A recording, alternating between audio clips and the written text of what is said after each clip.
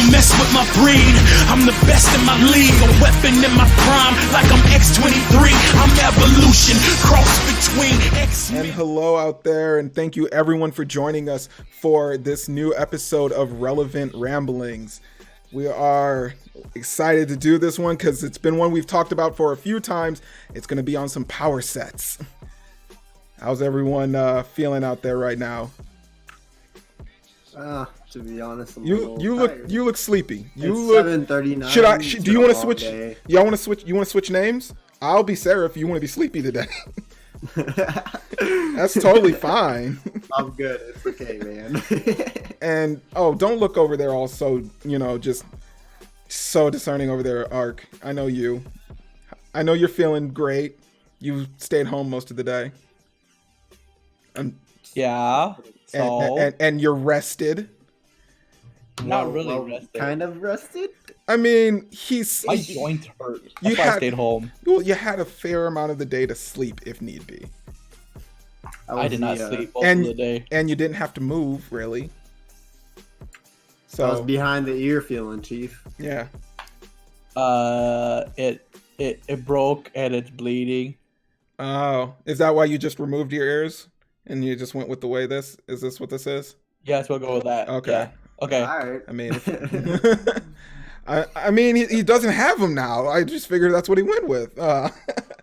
But yeah, so yeah, we wanted to try something new with this one, with talking about power sets. We are not energetic at all today. No, I mean, it's kind of hard. It's the middle of the week and it's the middle of the night, but we'll push through. Yeah, well, we got this, guys. Don't worry about it. Yeah, just get some G. Don't worry. It just takes a few simple words and a few simple phrases, and then we'll all be up in each other's business about this. So, for this one, we definitely, like I said, we wanted to bring up with power sets specifically in manhwas and webtoons out there, and some of the ones that are most commonly used, as well as some of the ones that we personally find interesting, and comparing, and also finding, a good and bad balance between them all. I know that we had a previous discussion just before starting, and even before, trying to even pull all this together, because, the one thing with webtoons is they don't really have to follow a kind of common trait between everything, since a lot of them are made, everywhere around the world, so everyone can have a kind of different take at how they put these power systems together. But we're going to go off some of the more basic ones that we see consistently, one of the biggest ones being cultivation. Most of the current more popular webtoons out there right now use a form of cultivation in some way or another, to actually kind of give a basis to how their world or how their powers kind of work out and then build from there. No, Ark's gonna have a few words to say on this the most about that, since he'll probably be my biggest proponent against this for tonight. But either way, I hope I can stand up. Opponent. Thank you. But yeah, so I think to start out, just some simple ones. Like Jimmy, I know you brought up a few of them, but like, what are some of your favorite power sets? So which one do you find most interesting right now? So far for me, it would have to be like borrowed powers, because it's tight to see how you can, from God of High School, seeing as to how like a god kind of chooses, like a god or deity in a sense chooses you compared to most others. Like Jin Mori refuses to get a borrowed power because he wants to rely on his martial arts solely, while other people would be using borrowed powers to fight with their martial arts. Like we see Dai is using what's his name? It's the blue dog. I don't know its name. And that's the problem with that power set. Well, I mean, he does pick up another power set that kind of gives him a full on, full use with, It's because God of High School's like power sets are based on mythology. But that makes we get to see, but that makes Hercules, and we get to see Ragnarok happening and stuff like that. But I mean, that makes for an interesting bend, because most of any deities have creation. You know what gods. does that better? What? It's called Record of Ragnarok. I for a second there thought you were about to say like Fate State, and I was just be like, you know what? We're just gonna end this call with you, and you can go sit in the corner somewhere. But no, I mean it's not an uncommon one. Borrowing powers from a deity or a well-known figure, but it does leave a nice open space for the writer to be able to kind of play around, because you can use a lot of their mythologies for what they've done or their great goals and tasks as a power stance for them, especially for the facts like even when you throw something in like Hercules or Thor, they're very powerful, but you do know that there are gods stronger than them even within their own pantheons, so that kind of like gives you that level ceiling of like how far they could go. That's a word I've never heard used in a sentence before. Pantheon. I'm sorry. I just wanted to point that out because I thought it was tight. Only time I ever heard it was League of Legends. Why so disapproving? Why? I mean, I'm only happy that I heard him a little bit, but at the same time, I know. It was like, you know what? I feel like this is just too much, a little bit too much information of how little you know. That's all it is. I mean, yeah, it is, to be honest. But I mean, this is, if anything, this is a helping stone. It's a learning experience for me. Yeah, and for everyone else out there who's listening, they'll get that extra bit of knowledge, that nice deep dive that, most people, even if they do read some of these, they won't take that extra time to look into and realize there's so much more beneath that surface when they put all this together. But yeah, going back with the borrowed powers, now you said, Ark, there, Record of Lotus War was a better version of that. No, Record of Ragnarok. Sorry, right, Record of Ragnarok. It's a current manga that's going on right now. Okay. Now, how exactly do they work the borrowed powers in there? So how it works in Record of Ragnarok is it's a story about the gods who have decided that humanity needs to be just like gotten rid of, and it is now humanity's last fight against the gods, and they're having a tournament style where it is a god versus a human of a human character of importance. Okay. So one of the fights ends up being Zeus versus Adam from Adam and Eve, and Adam's power set is that since he is the firstborn of man and he was created in the image of the gods, then he has the ability to copy the abilities of the gods because he's created in the image of gods. Okay. Yeah, so that's how that works. Like the mythology of the character actually applies towards what they can do. To say it's the mythology of the character, I don't know if too many people will interpret Adam, the first creation, as a master manipulator. Yes.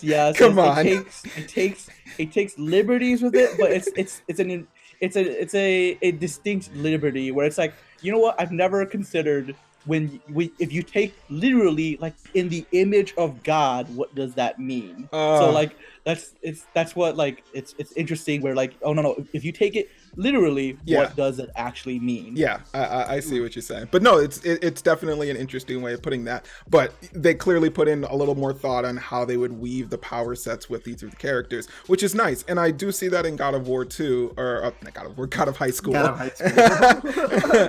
But in God of High School as well, where they try to do, they don't go into super deep depth because they decide not to use just one set of mythology, but dozens Many and other dozens, ones. not just Eastern, Western, all the way back, even African, Germanic. Yeah, those African too. They pull all of them together as if all of them existed, in one place. And a lot of those mythologies clash with one another in so many ways because they're like, none of these existed when, so a lot of these were created, or in vice versa. So, but no. Record of Ragnarok has a fight where it's Thor versus Lubu, so... Oh, well. That's tight. I'm gonna have to read this. That one's pretty interesting. But no, definitely, Seraph, I definitely agree with the borrowed powers being one of an interesting one for a power set. Now, I do know you had another one with a more current topic for power sets, and that was Shinzo from Tower of God. Now, Shinsu, sorry. Divine Waters. The Divine Waters, because like the way it works, it's pretty like I do like the idea behind it with them, All of their power is based on, more or less using the idea of water as its, the very facet is everything comes from water. All of life springs from it, and it kind of keeps everything going. But they also use it in the fact of, this can be used as controlling for force, controlling gravity. You can use it to defend. You can use it in a myriad of ways. It's been a while since I've gone through all of it, so I'm a little rusty on it as the time being. But it has been it is definitely an interesting power set, because as you go through it more and more in the story, you see different people using it in multitudes of different ways. But everyone is essentially using that power set. There isn't a side alternate that is like it, but not it. Yeah, there's no magic or anything like that. No. It's just Shinsu. Yeah. And people use it to hold their age. There's some people who are 500-600 years old but look 22. Yeah. But I mean, it's nice having those not just to say a stagnant power set, but a power set that the entire world uses to function in, and just you can build all of your understanding off of that one base. I did take a look a little bit into some of the wikis and a few other pages to see about it, and I do know that there in later chapters they do have a power set for it out of Shinsu that is only derived for irregulars that only they can use. You can take a look at you can look it up. It's kind of crazy, but yeah, even to say that when they have those things, that there are basically deviations or deviant versions of those. So it's only certain individuals get to use these kinds of powers without, some kind of aid or tool. That also even plays into the ignition weapons they get, which are just massively powerful tools that they get to use. Trying to remember, even breaking down in each of the individual classes they get, between the light bearers, the wave users, fishermen, and also how they base all of their powers within Shinsu on fishing. Yeah. Which I don't know. Maybe the person who was writing this is just super into fishing and just really, really wanted to. I wouldn't blame him. It's a great pastime. I mean, as an Asian, it's a great pastime. I bet. I have a few friends that really enjoy doing that a whole lot. We have Dao. Yes, we do have Dao, but I mean, Peter and them like to do it every so often. It comes up. So, John likes fishing, but digital fishing. I'm not even gonna go down that path. That's too crazy. Don't catch me at BDO, because I'm gonna sit there all day fishing. Yeah. No, but yeah, I liked that one a lot. I still got to keep reading on that to catch up on it, especially when they get to more of those deviations. The one that I was going to bring up for one of the current power sets I'm liking, it's still a little young, but even just reading up on it, it's got a pretty good base of how how the power sets works, and that is from the beginning of the end. In that one, most of its power sets are all magic based, but the main character came from mostly a world where they use cultivation for their power sets, or how they would detain their powers, and he more or less, when moves into this world, uses the knowledge he had from that world to gain his powers in this. But at the same time, they don't completely go in the same manner of cultivation, where you have to go through years of training, ki gathering, and all of this rigorous. Have to rely on too much There's not a lot of outside force and materials for it, like most of the cultivation does, as we see in a lot of other stories that use cultivation. Red That's Storm. not true. What's up? 99% of cultivation stories also involves at some point. So, you end up reaching a bottleneck in which you have to break through. That ends up being I took a medicine, or it's a spiritual treasure, or there is always an outside element to cultivation. But that's what I'm saying. There usually is, but for beginning of the end, there wasn't an outside force. He literally just learned about the world's magic, and then he went, all right, I'm going to apply this to what I know as a child, and essentially broke through. He didn't take any special medicine. He didn't, go through some training. He opened. The difference was when he explained it was that because the world of magic is more abundant in magic, he didn't need to.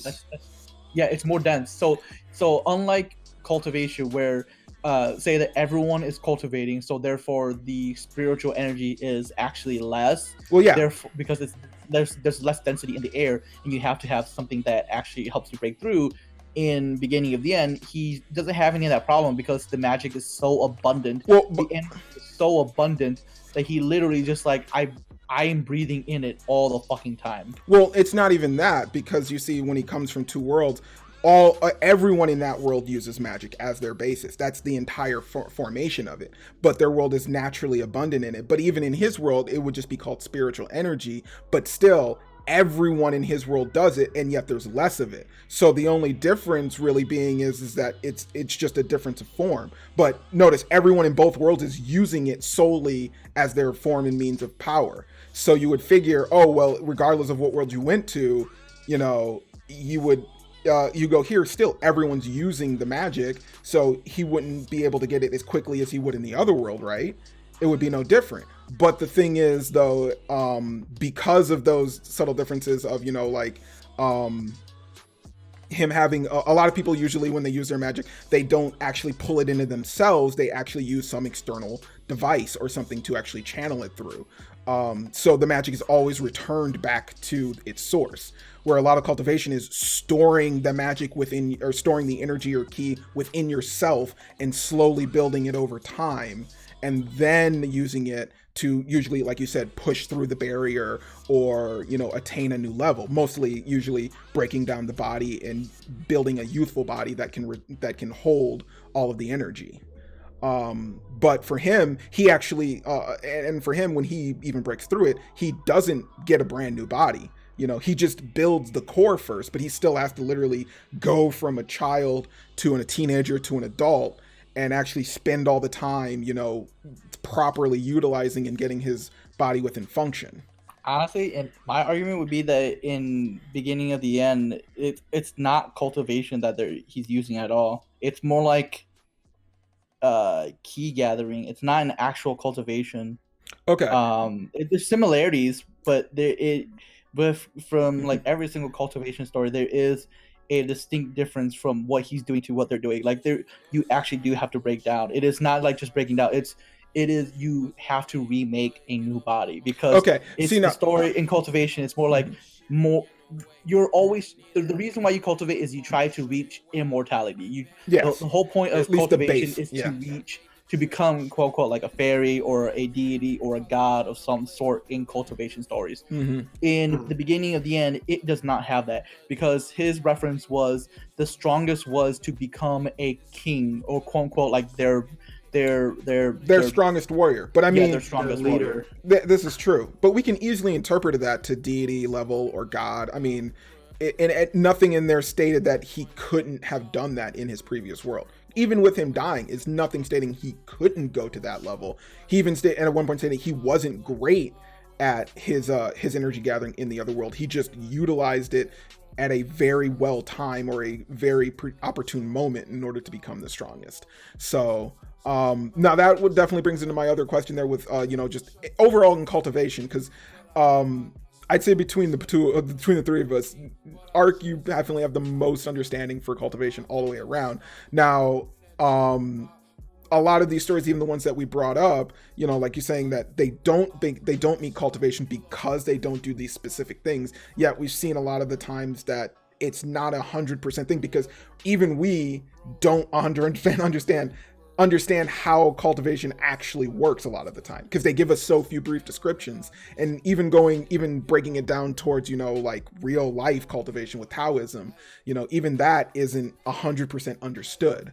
So, you know, what's like some of the benchmarks you actually put, like they have to do these things in order for it to be cultivation? It has to involve, no matter what. What's the best way to describe it? I've already explained the fact that you have to. Cultivation is always a strive towards godhood. So unlike, like I said in the beginning and the end, he's never at any point strove for godhood, and I don't think the techniques he uses at any point is any sort of reference to that. He just said, "Oh, we use energy specifically this way internally, and here in the magic world they use it externally." And let's what's a cultivation book right now? Okay. That, How about Red Storm and Noya? oh yeah, we can do Red Storm and Yeah. Peerless Dad. Peerless Dad? No, those That are too is Nunya is the best example of it. He did cultivate, and the reason why he did it was because he wanted to ascend to the next level. Yes. And that's what he eventually did reach, and kind of, or tricked into the next level. It's we're not going to reveal that. That's different plot points. But the whole point of cultivation was to reach another level. And that's why, in Peerless Dad, the main character is like, no, I am. He perceives it as like those people who cultivate in Miram, in the fighting world, in order to reach a certain level. That's why when we meet the old elder master, who's the sword master, they kind of make a reference as to like how she's like, if I was able to have reached a certain level at a certain point, I might have been, I might be more useful. I might have more longevity at this point, because that's what cultivation does. It extends your life for the most part as to what people want to do. It's a strive towards immortality. Okay. So you just certainly say that it only is the strive for immortality.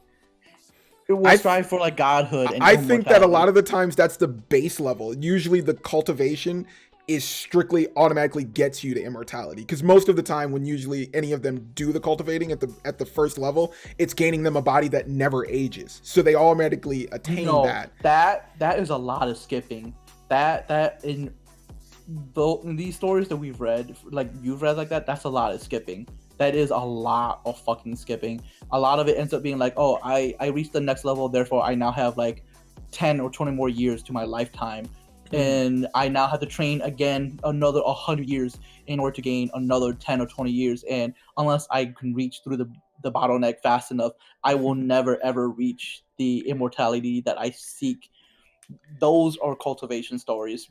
When we end up reading stories that have it where like the character has already broken down his body and stuff like that, that ends up being because the character always has like, oh, I have past memories, or like I have experience with this already before, and I basically know how to cheat and get to the end immediately. A good example for that would be like Dark Lady. When he turned into a little girl, he knew exactly what to do and what to go through for it, because the world that he's in now has a denser key than his old world, so he was able to progress faster. Correct. Well, yeah, on top of that, because of that, but also that is one factor of like, when I was looking into it for cultivation and Taoism, one factor is not only gathering ki, but knowledge and meditation, which is mostly one of the things we see all cultivators do at some point, is a form of meditation. For good references as to like what cultivation is, I'd read like Marshall Peak, or what's it?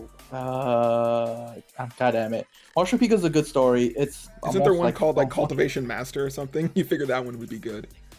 A lot of that ends up being like, again, characters who have cheated to get to that point because they have knowledge. I'm not saying like those aren't cultivation stories, but because you unless you have reference as to like what a character has to go through to reach that level, then you're missing a lot out of it. That's why I'm saying like cultivation has to involve like you strive towards immortality. I know there's a lot of stories out there right now that has cultivation as a base, but usually like it's like, oh, I died and I'm reborn and they have all their memories. Blah, blah, blah. Yeah.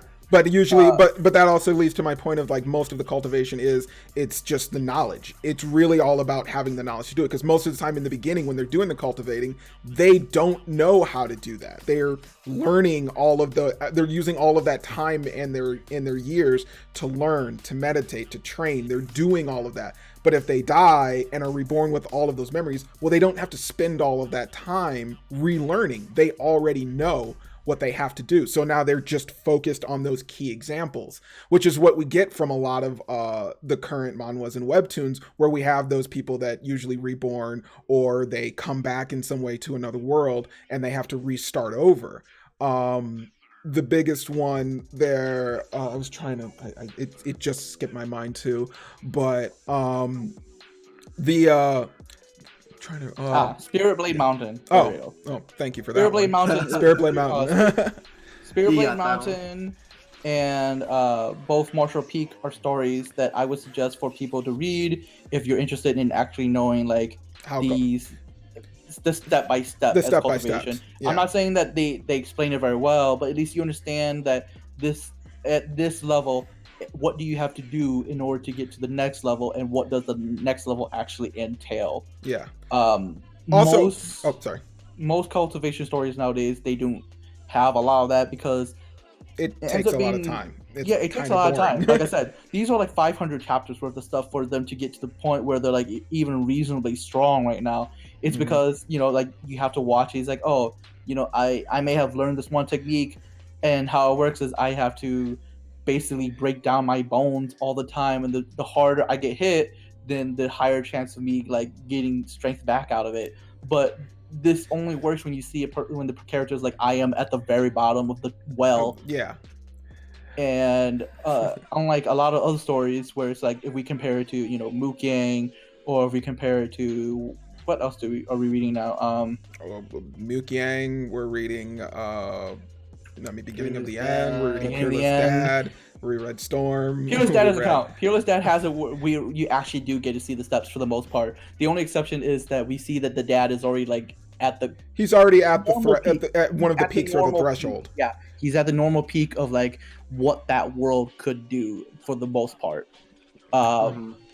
He's not at the highest peak because we know he's not the top of the top, True. but he is enough where the masters actually recognize him as more than likely another master, and they're just like, just keep quiet about him, you know. But Well, he'll eventually break through Yeah. it at that own thing. But that would actually prove into my example that, you know, not everyone that does cultivation is specifically doing it to become immortal. Some of them are literally just doing it to be the strongest or stronger. And Peerless Dad is one of them where Peerless he's Dad just trying is to a get weird stronger. exception because Regardless, we're no longer it's the still there. He's like, oh, I'm not getting stronger. He never considered it as getting stronger. He's just like, teach me how to fight, and that's what he thought he was learning. Not like, oh, I'm being taught how to cultivate. Two different things. He doesn't realize He it. would not know. Yeah, he doesn't realize. But even if like you said, if you had told him, he wouldn't understand because he's not that intelligent of a person. But still, you know, he strives for a goal of being stronger until he got his ass handed to him.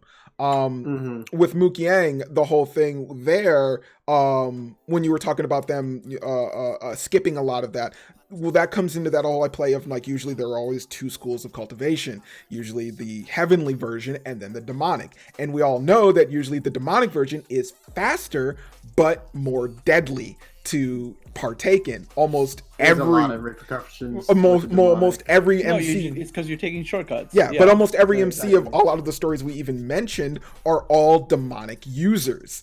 So they basically attained the base level of just having an incredibly durable and long-lasting body, but, you know, now they're doing that power set grab of trying to now then become stronger with the body. But of course, you know, doing so has a crap ton of repercussions that could potentially either kill them or completely annihilate all of the progress they've made up to this point. Yulian in Red Storm is a great example of that. When he was at the first threshold and he was making his way to finding his demonic self, and he even gave into it a little bit, that, you know, if I give you this, it allowed him to push through the first threshold and actually gave him new versions of powers. But that's, of course, when his teacher showed up and he goes, oh, you did the same thing I did. But when I did it, I ended up killing 3 of my friends who tried to stop me. So, you know, he basically go, all right, I'm going to help you.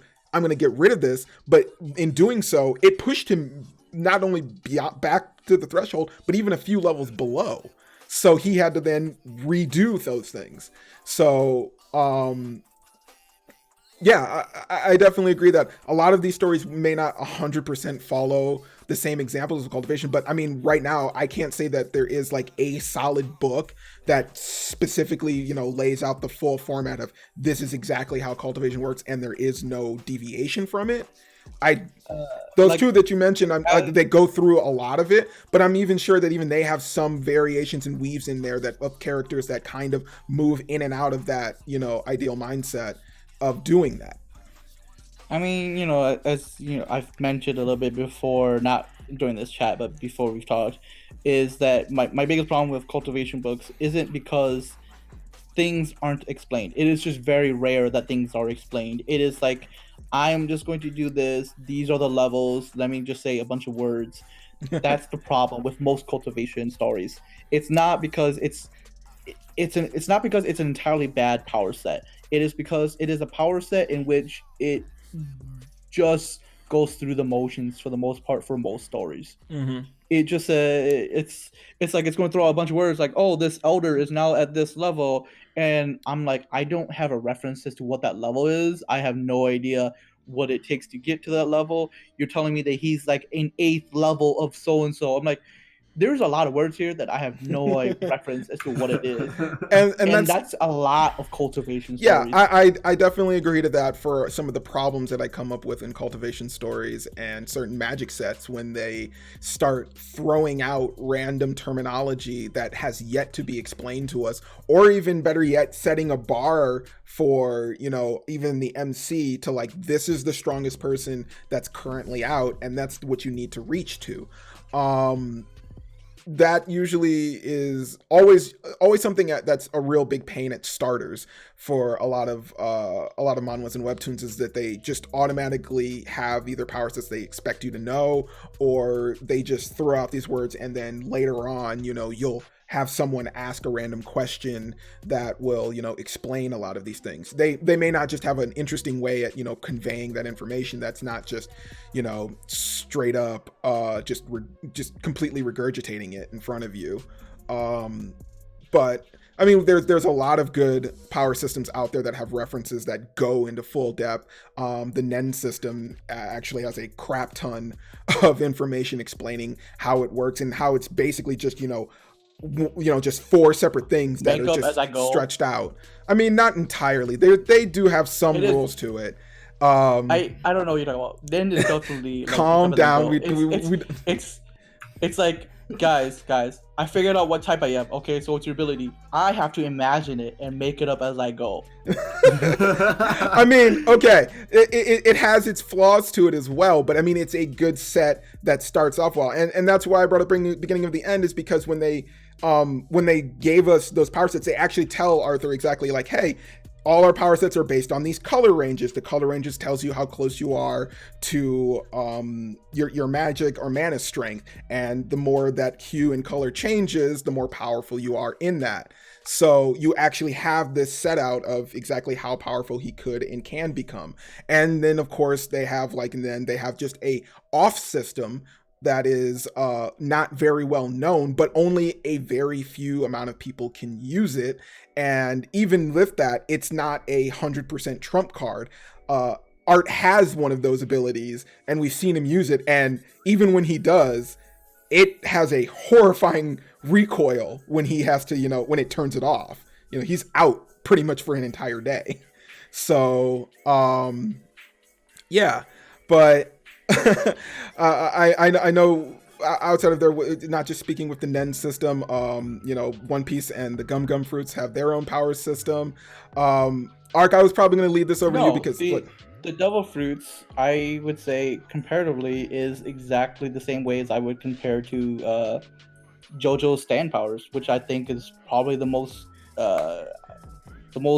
accurate way, or not accurate, the best way to have a power system where it is not determined by what your ability is, but how you use it. It doesn't make a difference as to like, oh yeah, like this is how strong you are. This, like, the best way to describe it is, I'm not looking at Dragon Ball Z power numbers, okay? Anymore. I'm not looking at power levels, numbers that make no sense, or like we're at the point where, Super Saiyan 3 shakes the world, but when a person turns into Super Saiyan God, Super Saiyan, none of that happens anymore. Like, it makes it more sense in One Piece and also in JoJo, where we have powers and there is no actual power. There's no ceiling, scaling. Really. There's no ceiling.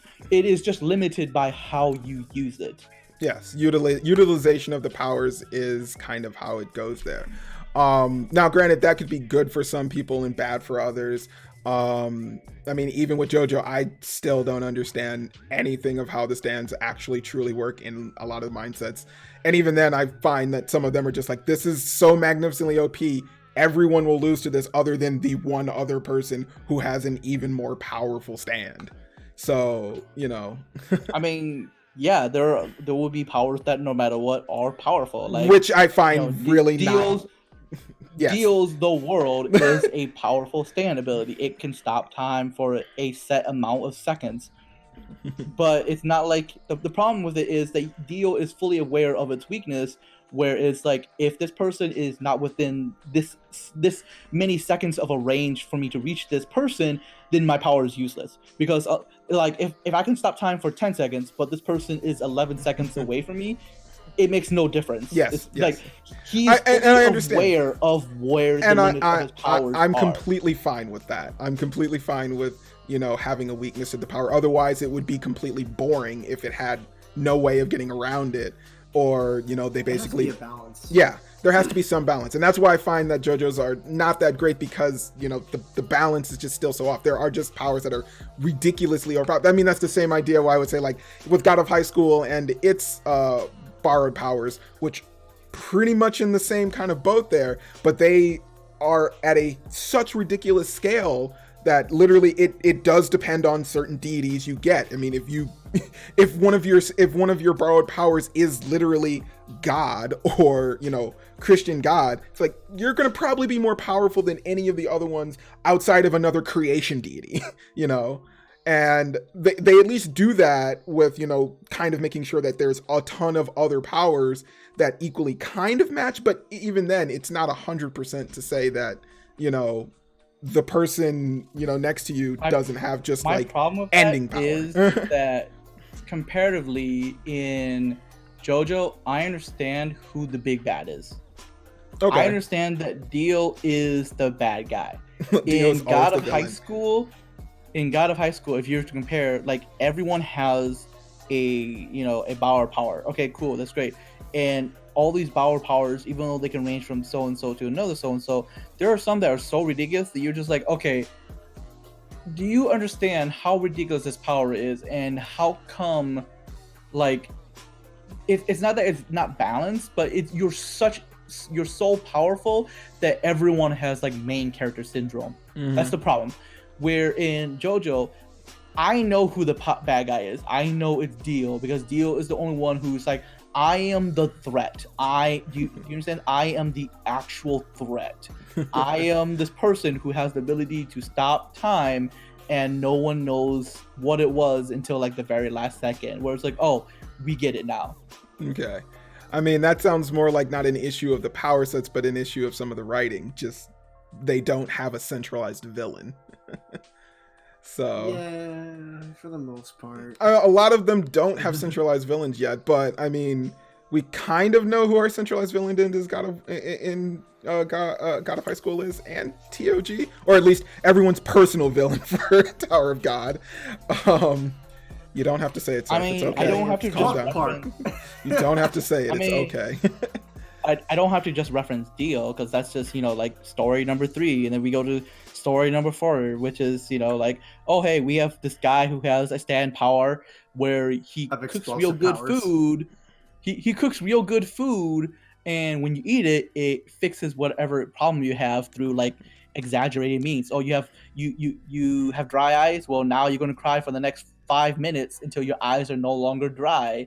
Or like JoJo stand powers can be anything, but it depends on who's using it and how they're using it that utilizes what that power is. Mm-hmm. Like there's a character in JoJo who has the ability his stand power wipes away the space, like, oh, from this thing to this thing, I can erase the space that exists in between things. That broken thing that makes no sense. However, as ridiculous as his power is, because he's a fucking idiot, then all he can think of when using that ability is, I wipe the space between point A to point B so I can punch point A quicker, like, just to close the distance between us. That's because that's how his brain is. That's how limited his thinking, his scope of thinking is.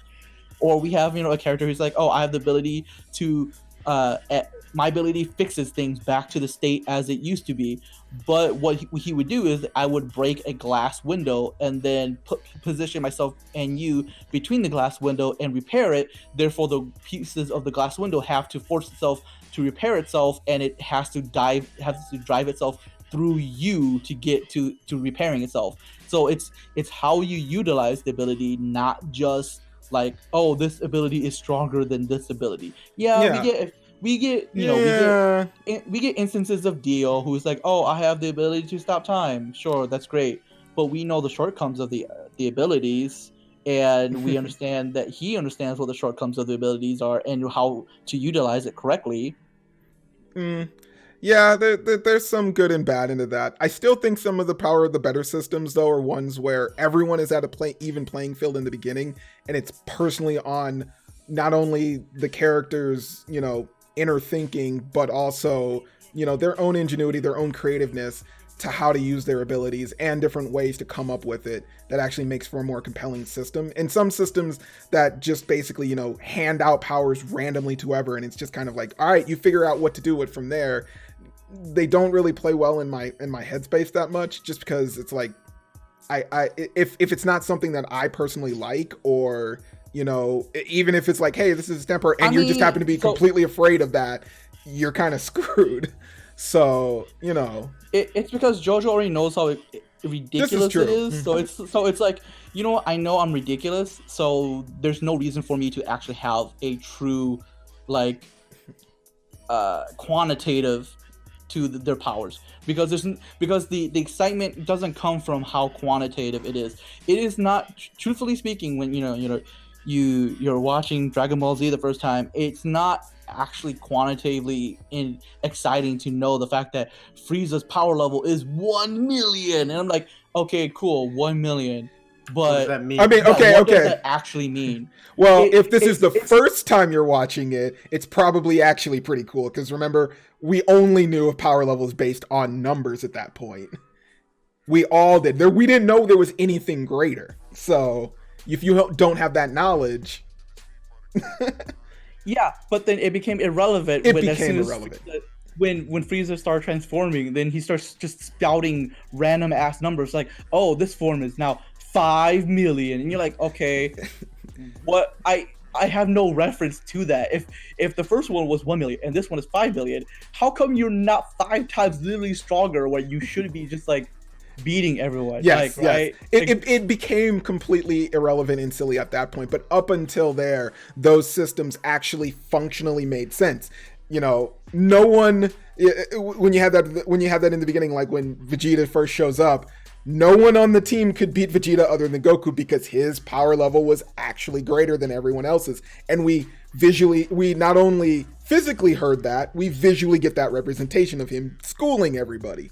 And that is still reinforced even as the story went on, up until, we got to Frieza, and then he just started throwing out random numbers. And yet you see so-and-so put him down. You see so-and-so give him difficulty, and you're just like, okay, this doesn't add up. Why are you struggling? But yes, I do get what you're saying there for a lot of those things, especially going all the way back into JoJo. But just to keep us on track here, since we are speaking with manhwas and webtoons, I actually find that interesting for a lot of the cultivation masters, at least with some of those, when they actually do a nice job of putting not only their power systems in place, but also having those good references to show, this person is stronger than you because of this reason, and we can put that to that scale of their power. Either it being it's because they're a diamond class, or they're in red class, or they're a second level heavenly warrior. It's nice when it does work in that fashion, and usually it starts to spin out of control when you get into those like you would say, everyone reaching to a god tier level. Once you get into that realm, it's like, well, power sets are kind of complete bullshit at this point. I can do whatever I want. It's basically just how quickly can I imagine what I need to do and kick your ass. So no, it's quantitative power levels is BS.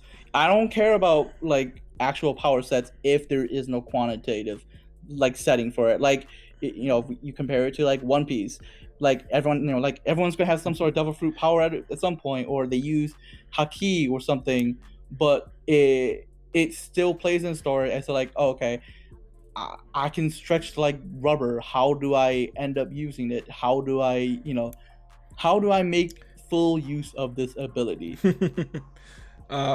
So you're more on the idea of just more or less the creative interest and ingenious ways they could use the ability full out, rather than just how strong the ability is.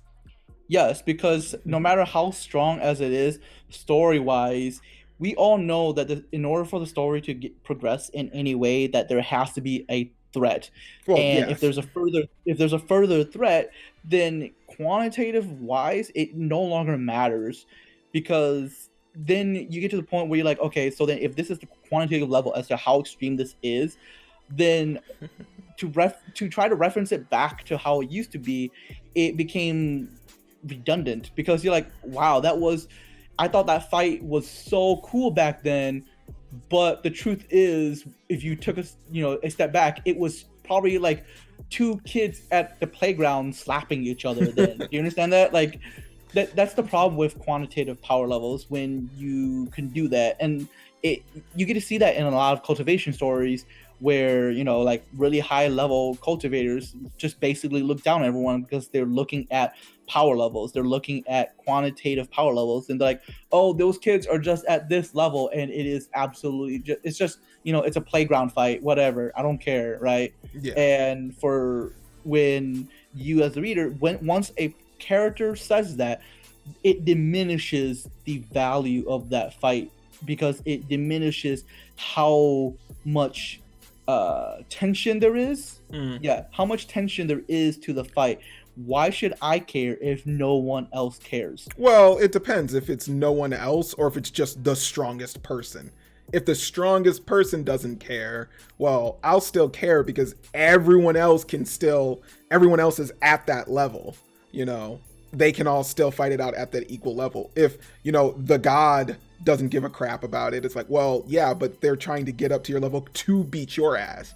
So it really depends on how you view that all the way down. If it's multitudes of people, then yes, that just completely diminishes that fight down all the way. But I mean, that goes into a completely different altercation and topic with everything. But even so, with a lot of the cultivation that I've seen, they've still kept it interesting in different ways. I mean, even with in Dark Lady, with him even being that all power and all of that, and him looking down on people, he got taken out by a simple spell and turned back into nothingness. Meaning, just showing like, yeah, you can be the strongest, but you can be taken out by something as simple as just a common cold. if I really went to no, it's not common though. Yeah, I would say that ability that he used Like, is pretty much God tier. So well, it's demonic how tier. the way the best way to explain it was that the curse that's inflicted to Mukyang darkly in Mukyang is that it is a god tier level ability. It is a curse from another demonic god. It is a curse from someone who was on par, or if not stronger than Mukyang himself. No, this is true, I would say, I guess. I mean, he definitely, but I mean, being so, it's just like they could use a curse on him, but I mean, even him getting into the other world, they basically used spatial magic just to get rid of him. But they have ways of getting around it without just going through the same factors of just strength, training, and just being overly powerful than him. You can find someone that's just clever enough, and you can still beat the strongest person, or get rid of them even. I mean, granted, he's also fighting and is dealing and has run into other people that would even at his strongest, even he states, I would probably have trouble with this, or even I wouldn't mess with them because they have attained something that even I'm not 100% at yet. So we know that there are others walking around with that kind of power, set in mind. But just with so many of those different ways of all of the different power sets, and then just having those little sneaky, individual things throwing in the mix with them, it kind of it adds a nice flavor to having all of those different battle systems and power sets and abilities to be able to mesh with each other. And I think cultivation is kind of one of the best ones just for being able to have a base, but then be able to like incorporate other things and not completely just throw them out the window. Having in a magic system with this, or a borrowing system here, having that that simple base to start with, and especially you can essentially utilize that and pull it into any other webtoon. I can read Dark Lady and then go to Peerless Daddy, and I can still understand exactly how the power system works without fully needing to be informed everything on it. Granted, if they're nice enough that they use some of the same terminology, or at least kind of explain it in the same manners, but it helps having that base all the way around there. For a lot of the other ones, like for JoJo, I literally would have to rewatch all of that or watch some of it to understand any level of it from the get-go. Same with One Piece or Fire Force or even Naruto. All of those have completely different power sets that I'd have to actually study and get through to understand exactly the intricacies of how they all work, any of the weaknesses that come from them, and if that there's hopefully not leading to just massive plot holes in between of just like, well, I can just do this now because I just can. But yeah, so from you two, you got anything else there on any other power sets that you want us to speak on, or any ones that you think are good to bring up? No, not even a little Nada. bit. Nada. No. I mean, Cultivation is probably the biggest one to talk about. I mean, yeah, cultivation is the biggest one because it's the one that's most prominent in current, webtoons and such. A lot of webtoons and manhwas. A lot of fighting manhwas and webtoons use the cultivation system. But I mean, hey, if that should even be a good strike for it, that no one really goes outside to use anything else other than cultivation-like mindsets to make a lot of their characters. Granted, we have tons of examples of other ones that they could play into that are very interesting, and can take you to some very, very, very weird places. But with that said, I think we could probably close this one out. We've spoken for a bit of time, and Seraph looks like he's pretty much ready to hit that bed behind him super hard. And Ark always in the disapproving factor. I'm gonna sit here and just play Valorant. Oh God! All right.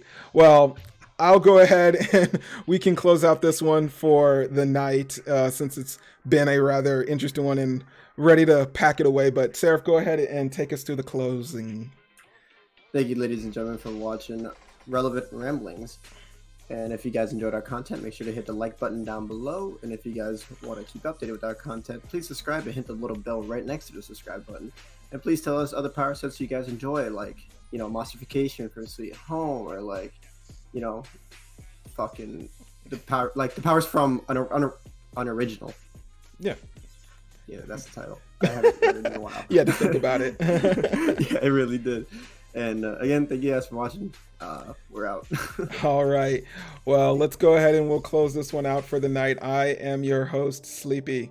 Or that's Sleepy down there now. I'm Seraph. I'm sleepy for the day, y'all. Say goodnight, Ark. No. Oh. This is our Dragoon. Out. You guys are idiots.